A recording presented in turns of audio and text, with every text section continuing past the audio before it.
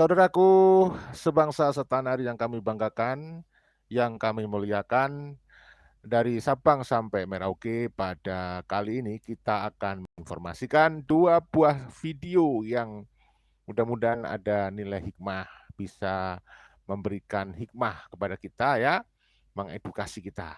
Yang pertama pemaparan dari seorang dosen Universitas NU ya, yang menyebut bahwa sekarang ini tanggal gelar Habib. Sekarang ini tanggal ritual-ritual Habib. Tanggal itu maksudnya runtuh ya. Runtuhnya ritual Habib, gelar Habib ya. Ritual Habib ya diantaranya ada Sintu Duror, Rotibul Hadad. Sudah banyak para muhibin yang meninggalkan tidak mau membaca Rotibul Hadad. Pilih baca Al-Berjanjen ya, tahlil dan seterusnya itu. Nah, kemudian video yang kedua kita akan sampaikan seorang muhibin ya, perempuan demo banggain Rizik Syihab. Seret-seret nama Rizik Syihab, seru ya. Mudah-mudahan video yang kita sajikan bisa menghibur kalian semuanya. Tidak usah berpanjang lebar pada mukadimah kali ini. Kurang lebih 30 menit ke depan mudah-mudahan kita bisa terus mengikuti ya tentang polemik nasab ini. Kita simak apa yang dituturkan oleh Dr. Soleh, seorang dosen dari Universitas NU ya. Berikut ini. Kita simak ya. Ini dampak sosiologisnya terhadap otoritas keagamaan para habaib itu seperti apa nih? Silakan Pak Dr. Soleh.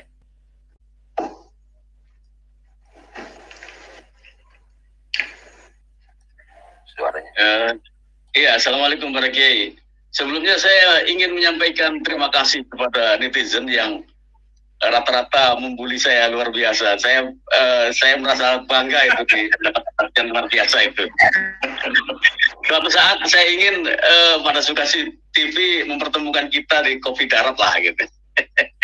Siap. Ngeprank tingkat dewa katanya Pak Dokter. Iya, Mas Yusuf ini memang pinter pilih judul provokasi. Jadi gini. Saya punya 3 catatan terkait tema malam ini. Pertama adalah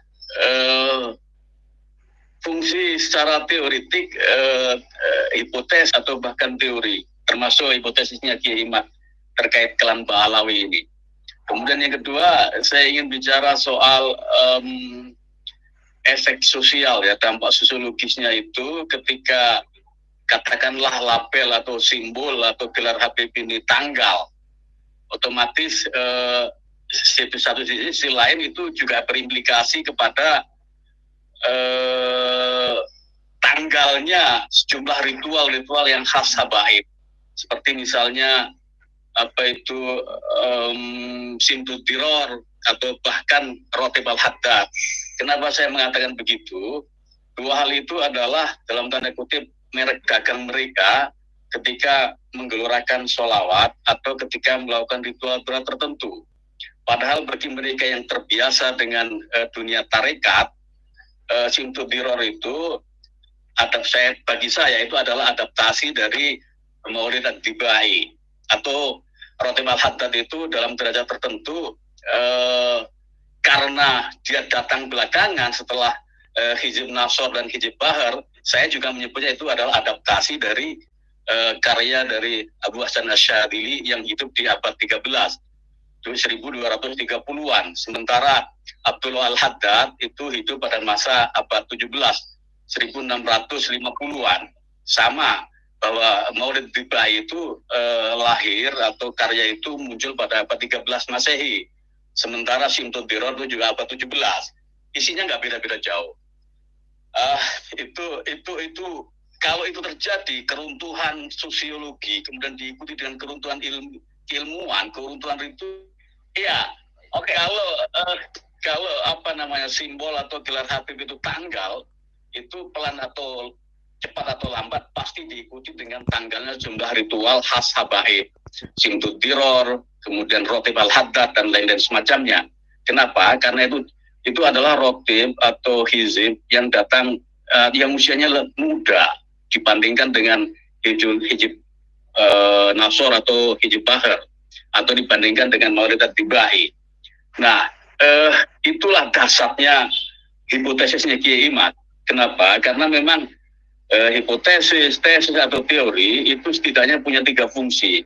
Pertama adalah to predict, untuk memprediksi, untuk mencandra, untuk menerka kira-kira setelah gonjang-ganjing habaib ini menjadi permanen, itu apa kira-kira yang akan terjadi. Ya, dalam bacaan saya adalah itu, menggunakan fungsi teori to predict, untuk memprediksi. Saya memprediksi bahwa akan nyusut orang-orang yang melakukan atau mengamalkan rotib al-haddad atau simtud tiror. Kemudian fungsi teori yang kedua adalah to explain.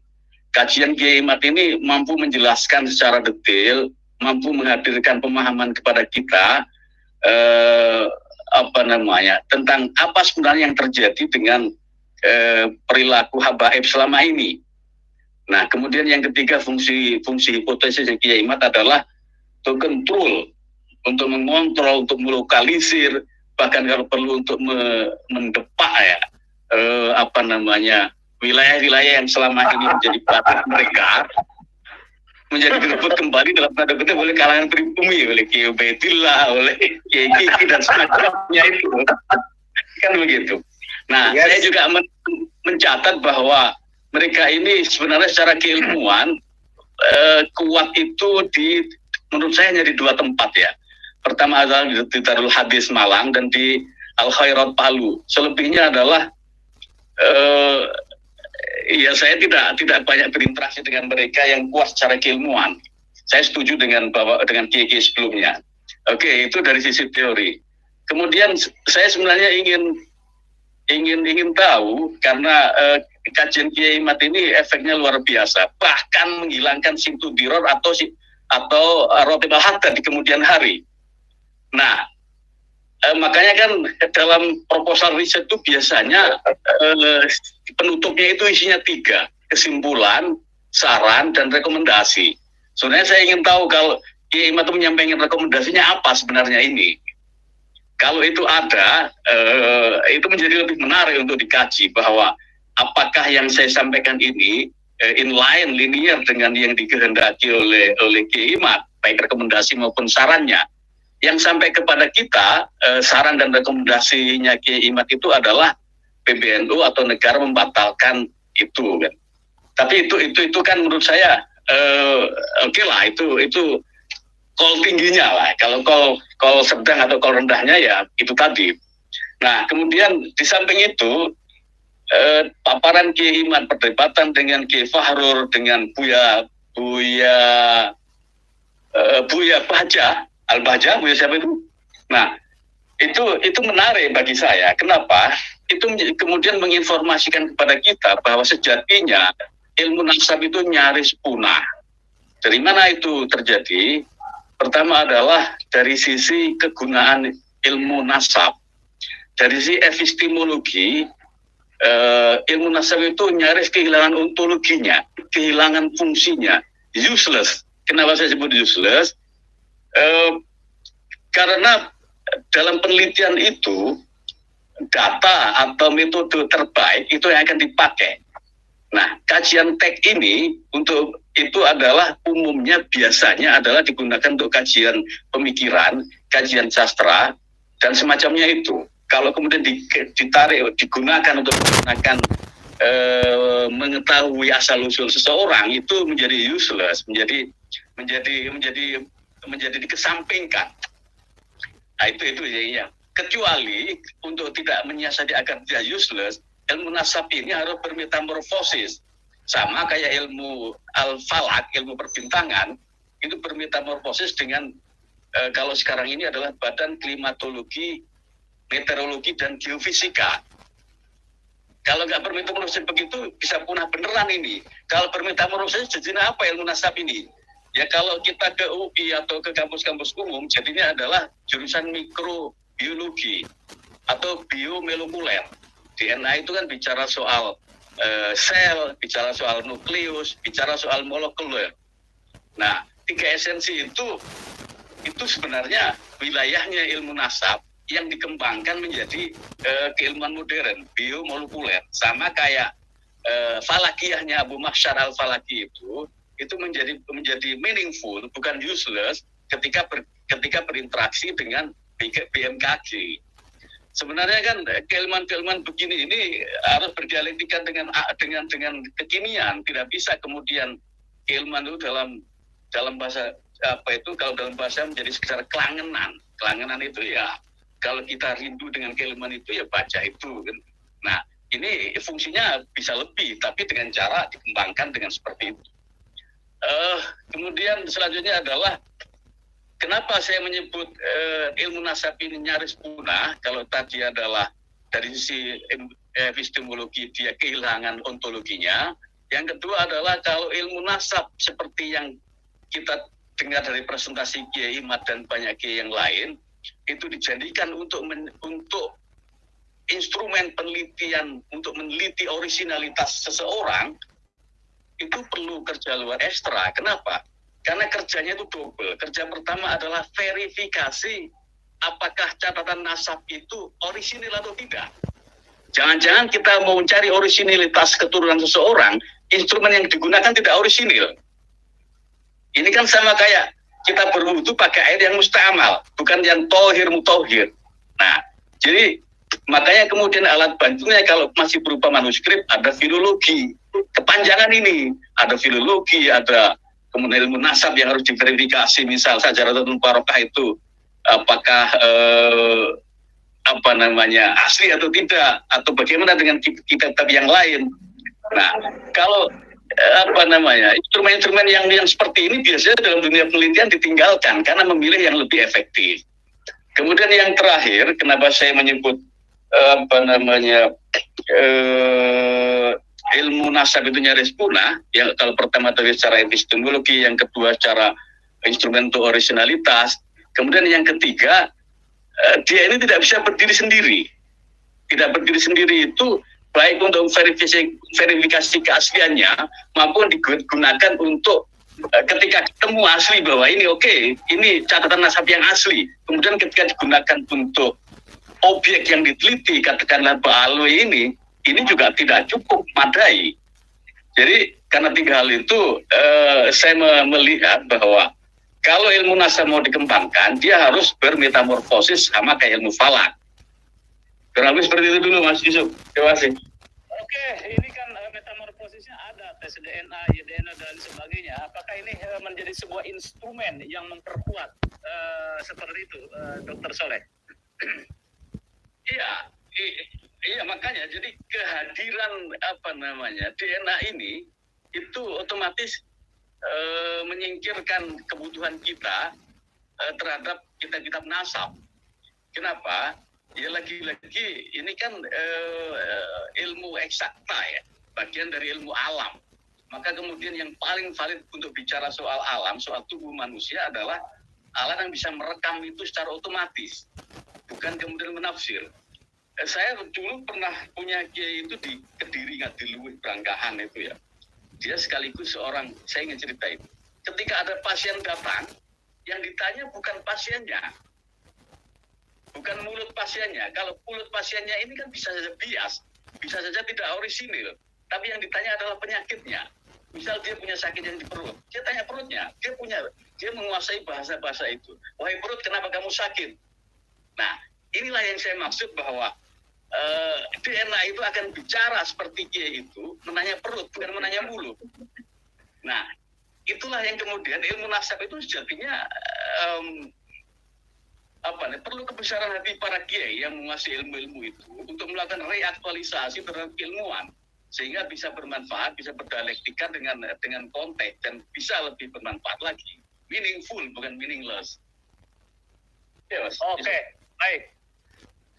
Secara tidak langsung Pak Dr. Soleh itu kan mengakui kajian Kiai Imad telah membangkitkan orang-orang untuk belajar ilmu nasab. Dari situ baru direaktualisasikan kan seperti itu. Ini dampak positifnya kan, lahirlah Tugu Mudafori, lahirlah Aziz, Gus Rumel, Mail dan sebagainya. Ya, jadi saudaraku, kalau menurut kita ya ilmu nasab itu masih belum masuk dikategorikan sebagai ilmu ya. Karena ilmu nasab itu masih masuk ke dalam ilmu sejarah. Jadi, tapi nanti kalau ke depannya mau dikembangkan berdiri sebagai disiplin ilmu tersendiri, ya wallahu a'lam. Tetapi menurut kita itu ilmu nasab belum masuk dalam kategori ilmu, tetapi ilmu nasab itu bagian dari ilmu sejarah, masuk di dalam kajian ilmu sejarah. Oleh karena itu, saya bisa mengerti kalau Kiai Haji Imaduddin Usman di dalam penelitian nasab ini menggunakan metodologi sejarah. Ini kita ulang-ulang lagi. Jadi kami ingatkan bahwa Kiai Haji Imaduddin Usman itu menggunakan metodologi ilmu sejarah atau ilmu historis. Apa itu? Ya, ketika Kiai Haji Imaduddin Usman meneliti nasab Ba'alawi itu metodenya ada minimal 4 langkah. Ya, kita ulangi lagi. Yang pertama sering disampaikan oleh Kiai Haji Imaduddin Usman, langkah yang pertama adalah langkah heuristik atau mengumpulkan data-data, fakta-fakta, manuskrip, ya kalau memang ada artefak ya artefak, bahkan data-data yang dihasilkan dari ilmu lain sebagai ilmu bantu dalam ilmu sejarah. Ada banyak ilmu bantu di dalam ilmu sejarah ya.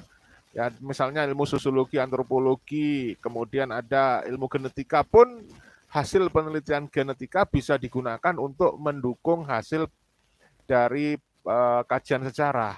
Jadi yang pertama adalah heuristik, yang kedua adalah verifikasi data atau sering dikenal dengan kritik ya.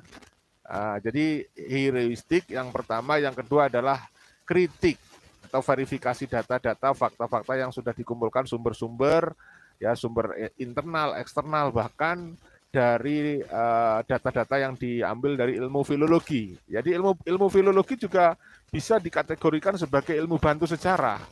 Nah, setelah yang kedua, yaitu yang langkah kedua adalah kritik, langkah yang ketiga adalah interpretasi. Jadi diinterpretasi. Yang terakhir adalah historiografi, baru dilakukan penulisan. Nah, itu saudaraku. Jadi kalian tidak usah bingung tentang dialektika mengenai disiplin ilmu ini. Karena ilmu sejarah itu di dalamnya ada ilmu silsilah, ya ilmu nasab yang dikaji. Dan memang ilmu sejarah itu tidak bisa berdiri sendiri, dia membutuhkan data-data dari ilmu lain. Seperti itu, ya. Saudaraku, selanjutnya akan kita sampaikan sebuah video terkait adanya demo ya yang dilakukan oleh para muhibinnya Rizik Syihab, seorang emak-emak, bukan seorang ya. Banyak emak-emak ini jadi muhibinnya Rizik Syihab. Mari kita simak dari channel Manusia Plural, Gus Ropik ini ya. Kita simak berikut ini ya informasinya, mudah-mudahan menghibur kalian saudaraku ya. Kita akan lihat gerombolan pendukung Anies Baswedan yang tidak mau menerima kekalahan. Ternyata mereka tergabung dalam komando Rizik Syihab. Dia berterima kasih kepada Rizik Syihab dan kawan-kawan. Dia merasa menang.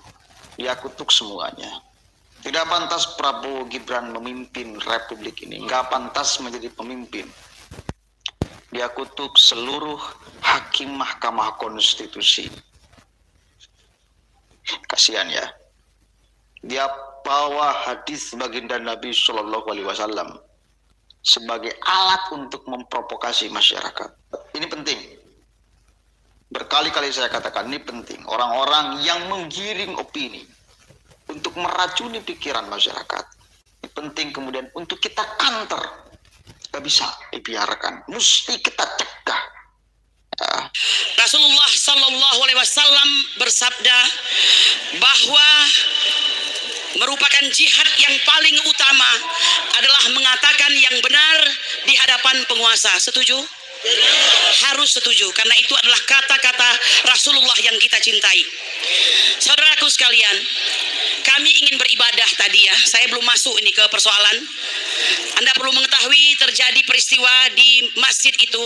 Konon kabarnya masjid itu adalah milik dari kementeriannya Bapak Sandiaga Uno.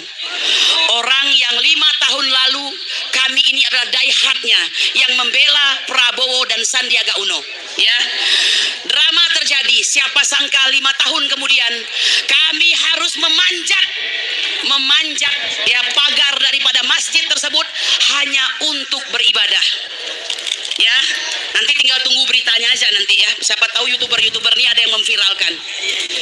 Tanggal 9 November 2017 dalam sebuah berita online, Bapak yang kita cintai juga, Bapak Mahfud MD, yang tidak lain adalah mantan Ketua MK, katakan ya dalam berita online tersebut, setiap perkara itu bisa dicari pasal salah benarnya. Betul? Tergantung kelihayan untuk mendapatkan intelektual tukang. Siapa intelektual tukang itu? Intelektual tukang itu bisa jaksa, bisa polisi, bisa hakim, atau kami yang berperan sebagai pengacara. Tergantung Anda ingin mengambil peran itu atau tidak. Beberapa hari ini kita aksi untuk memberi kekuatan kepada MK. Betul? Kita masih mengira bahwa MK ini masih ada nurani. Namun hari ini, kalau saya sudah ngomong dari kemarin ya Bapak Ibu, jangan berharap kepada MK. Ya, jangan berharap. Mau strukturnya 4 kek, mau 3-3-2, nggak usah berharap. Anda bersyukur Bapak Ibu sekalian ada di pihak yang benar pada hari ini. Ya, bersyukurlah. Anda masih dibimbing oleh ulama-ulama lurus. Saya dengan bangga mengatakan terima kasih Habibana Muhammad Rizik Syihab. Terima kasih FPI. Terima kasih LSM yang begitu mencintai bangsa Indonesia.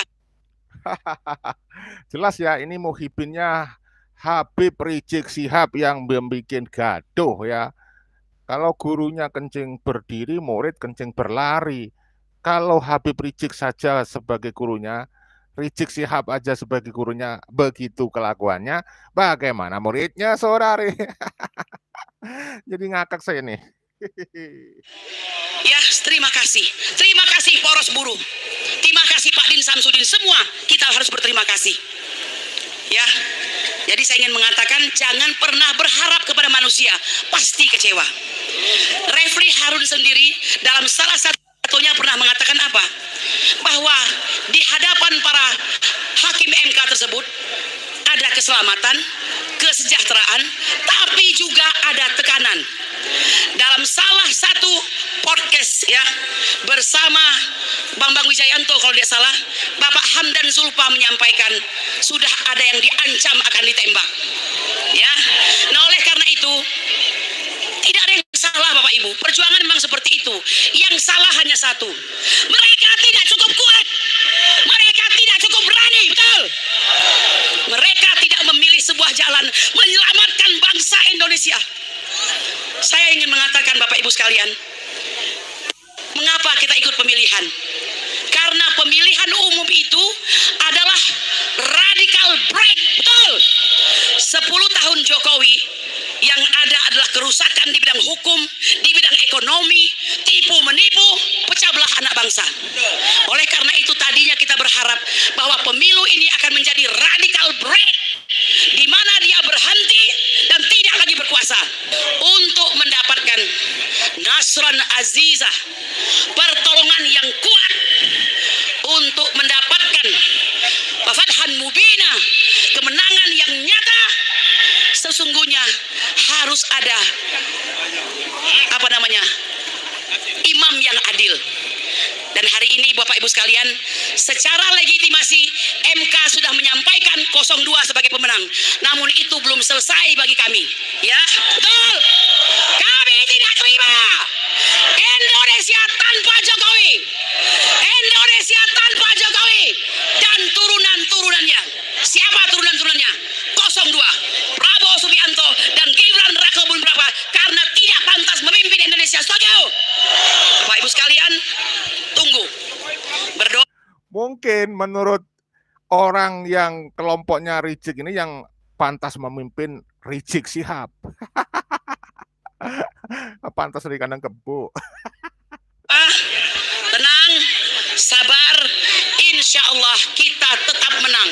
Karena yang menang itu adalah tetap berada dalam kebenaran dan kesabaran sebagaimana nasihat dari Habibana Muhammad Rizik Syihab. Oke. Pada akhirnya kita akan lihat siapa yang sebetulnya bergerak dari pendukung Anies Baswedan. Sekarang kan udah terbuka. Mereka-mereka kok yang tergabung dalam gerakan FPI, yang tergabung dalam gerakan HTI, ex-HTI, ex-FPI, ex-Front Pembela Islam, ex-Hizbut Tahrir Indonesia. Itu mereka-mereka kok. Gak bisa kalian menutup-nutupi bahwa yang paling di depan di dalam memperjuangkan Anies Baswedan adalah mereka. Congor-congor mereka kok. Coba perhatikan dari kemarin orasi. Yang berbicara itu siapa? Yang orasi itu siapa? Cek profilnya.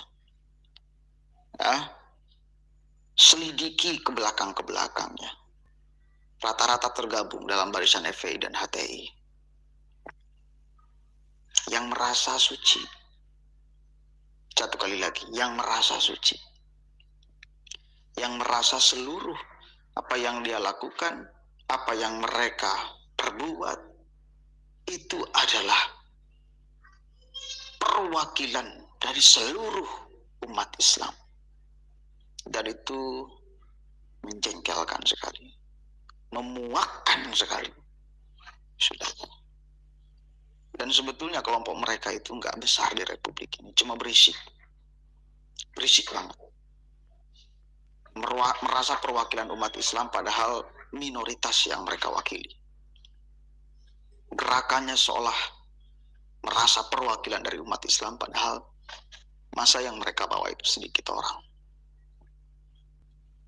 Ya, merasa menjadi imam besar padahal imam kecil. Dan terus itu kemudian dikemposkan oleh para pendukungnya termasuk ibu-ibu ini. Bersyukur kita berada di barisan yang benar, di bawah komando ulama yang lurus.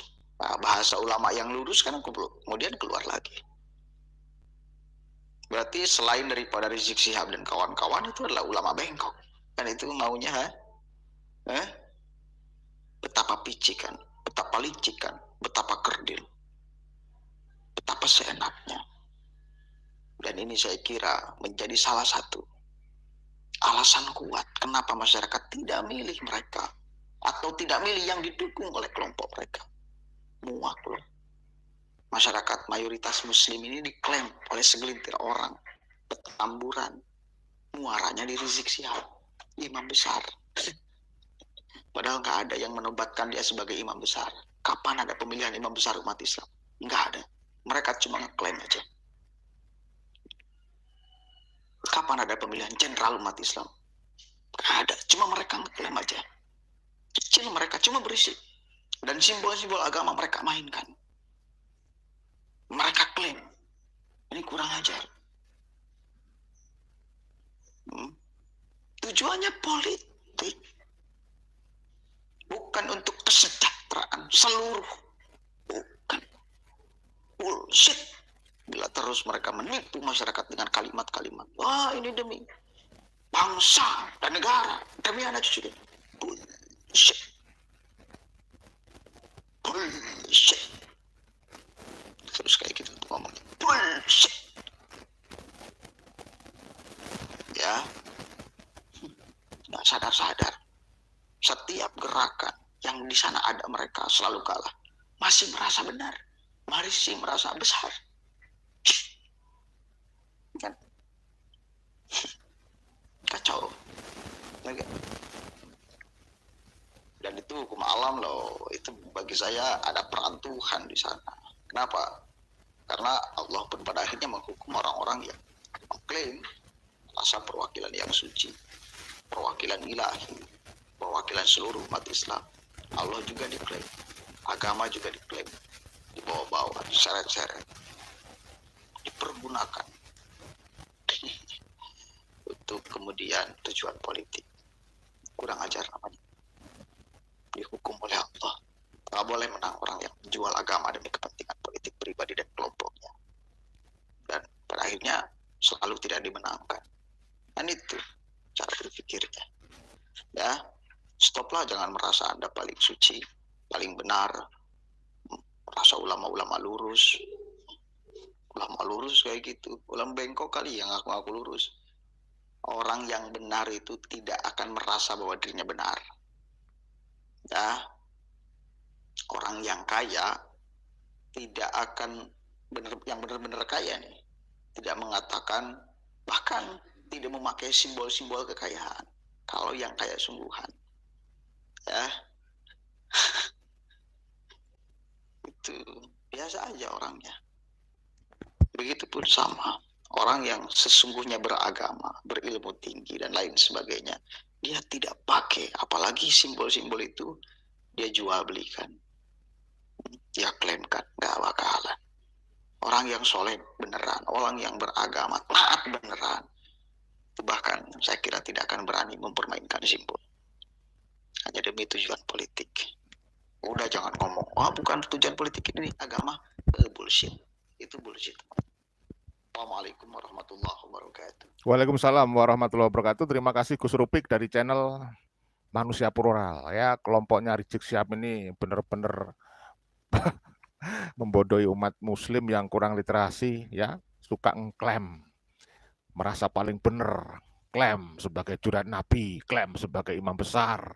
Ini sekarang dia ngeklaim sebagai imamnya Ahlus Sunnah wal Jamaah. Ya, itu si Rizik, si Bahar nih 11-12 nih. Si Bahar tuh malah klaim jenderalnya umat Islam. Mereka itu sedikit kok sebenarnya, bukan mayoritas yang penting dia itu. Tapi berisik katanya si saudara kita tuh. Katanya Bung Ropik itu, mereka tuh sedikit kecil tapi berisik saudara. Oke saudaraku, siapa yang hadir di channel kita yang kita baca dulu ya. Dari Garuda Sakti, terima kasih tadi sudah hadir di Tanda Kejadian, sekarang hadir lagi di Newsline Official. Ya, komentar Garuda Sakti, nasab putus, sanad 5 putus, sanad ilmu putus, tidak bisa dijadikan guru mursyid dan mustahil jadi wali kutub ya. Dari Abdul Rahman, pengikutnya saja yang goblok. Dari Bang Jailani, pedagang agama buat politiknya dia pada ya, dia itu aja orangnya. HTI, FPI itu yang bikin gaduh ya. Udah dibubarin, bermetamorfosa, ganti nama. FPI yang awalnya PRON, apa itu, pembela Islam, sekarang PRON, persaudaraan Islam. Ngeklaim umat Islam senusantara diwakili mereka, Masya Allah. Ngaku sebagai jurat Nabi lagi, ngaku paling bener Islamnya nggak deh. Pokoknya yang mengkritik Habib katanya iblis itu, si Novel Alaidrus Wal Ngedabrus ya. Ya seperti itulah saudaraku, Onum Habib Alawi. Ya Allah. Dari Bang Heri, Simbo ini lagi jengkel. Nggak tak bacain aja terusannya, ini lucu banget. Dari Bang Rian, blokir panggung Balawi, salah satu cara nyadarin umat ya. Dari Bang Muji, nasabnya sudah putus, ngaku cucu Nabi, risik disingkirkan. Abdurrahman, kalau sekelas imam besarnya doanya kepental terus, apalagi cuman doanya cecurut-cecurutnya ini. Ingat, dalam pilihan apapun, kalau di dalamnya ada makhluk guguk ini, yakin 1.000.000% gak bakalan menang katanya. Kemudian dari Abdul Hadian Rabi Bawa, Rizik gerombolan keturunan imigran Yaman menjual nasab suci Nabi, mengaku-ngaku zuriat Nabi SAW alias zuriat bodong. Nah, berani nuduh tuh, katanya Kiai Madudin dari kandang kebu, Masya Allah. Ya dia sendiri kayak kebu dari kandang kebu. Ya, The Darkmoon, kalau Habib pantas dijaga Muhyiddin kelas pedagang asongan, FPI apa ini? Bukan zuriat Nabi, karena memang FPI itu bukan zuriat Nabi ya. Udah kalah gak sadar. Ya itulah, udah kalah mbok ya legowo gitu ya. Bikin gaduh saja. Oke saudaraku, itu aja yang bisa kita sampaikan ya.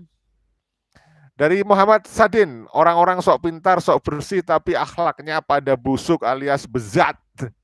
Agama kok dijadikan politik, ngaku-ngaku lu orang-orang yang bersih, ya ngaku-ngaku ulama lurus lagi.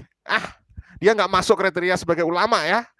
Jadi nggak usah kita bilang dia ulama lurus ya, kita bilang ulama gadungan yang benar, ulama palsu.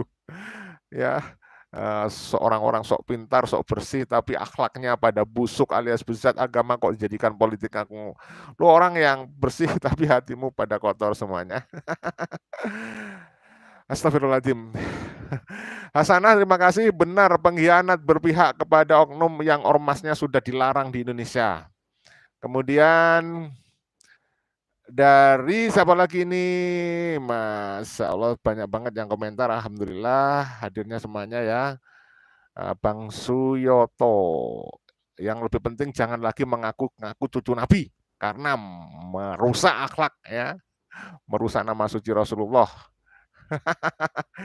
Dari Abdurrahman, hanya orang yang sudah pada hilang kedua biji matanya yang menganggap guguk ini, anjing ini adalah cucu baginda Nabi. Astagfirullah, luar biasa saudara-saudaraku ya.